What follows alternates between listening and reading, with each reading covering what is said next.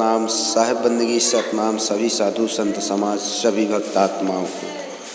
हर एक प्राणी भगवान का अवतार है, परंतु वह अपनी ही माया के जाल में फंसकर अपने आप को नहीं पहचानता। इस माया जाल से प्राणी कैसे मुक्त हो सकता है मुनिराज? स्वयं को पहचान कर, अपने भगवत स्वरूप को जानकर स्वयं ही अपने आप को फंसाता है और स्वयं ही मुक्ति का साधन पूछता फिरता है। यही तो मायापति की माया है।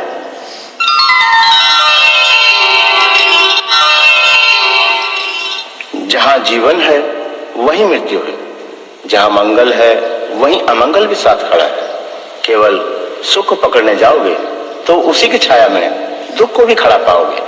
अतः जो सुख और दुख दोनों से विरक्त होकर आत्मा में लीन होता है वही शाश्वत आनंद को पाता है। उसी को मुक्ति कहते हैं।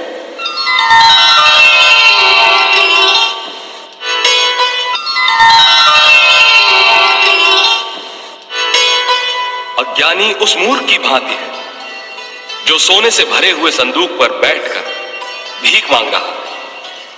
जब कोई गुरु मिलता है तो वह उसी का संदूक खोलकर उसे दिखा देता। वही ज्ञान है। नितिन साहब जी के द्वारा दिया जाता है, लेकिन मनुष्य को समझ में नहीं आता। वो 3 गुणों की भक्ति में लीन हो जाता है और अपने निज स्वरूप की पहचान नहीं कर पाता। और जब तक निज स्वरूप का ज्ञान नहीं होगा तब तक वो मुक्त नहीं हो सकता।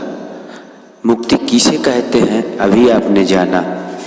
और सदगुरु साहब कहते हैं कि जब तक सच्चा भेदी गुरु नहीं मिलेगा तब तक किसी को मुक्ति नहीं मिल सकती, क्योंकि वो विधि जो अभी संदूक की बात की गई कि अज्ञानी मूर्ख संदूक के ऊपर ही बैठ करके वो ढूंढता है कि मेरा खजाना कहाँ है, लेकिन गुरु आकर के उसे बता देता है कि जिसके ऊपर तू बैठा है वही तेरा खजाना है, वो तेरे में ही तुझको लखा देगा।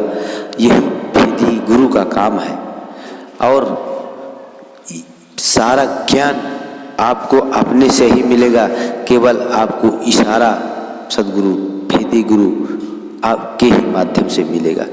तो भाइयों, इसलिए देर न करते हुए हमें सच्चे भेदी गुरु की शरण कह लेनी चाहिए और उनके चरणों में रह करके उस ज्ञान को, उस विधि को प्राप्त कर लेना चाहिए, जिससे हमें हमारे निज रूप का ज्ञान हो सके और हम आवागमन से बच करके अपने निज स्वरूप की प्राप्ति कर सकें, यानी कि हम 184 से बच सकें, अनेक देहों से बच सकें।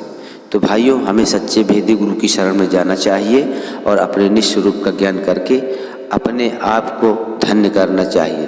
भेदी गुरु के अलावा आप किसी की भी शरण नहीं कहना, वरना आप सारी जिंदगी भक्ति करते रह जाएंगे और उस गुरु की, देहधारी गुरु की भक्ति में आपको रिझा दिया जाएगा अंतर्मंत्र तंत्रों में, और आप व्यर्थ में अपने जीवन, धन और सब कुछ गंवा बैठेंगे, लेकिन मुक्ति नहीं पा सकते। जैसे कि अभी आपने सुना कि आत्मा ही शाश्वत है और आत्मा ही परमानंद है, और परंतु जब हम परमानंद को प्राप्त नहीं कर पाएंगे, जब तक भेदी गुरु की शरण नहीं गएंगे, तब तक हम उस परमानंद को नहीं प्राप्त कर सकते। तो आशा करते हैं आप लोग समझ गए होंगे। साहेब बंदगी सतनाम। जय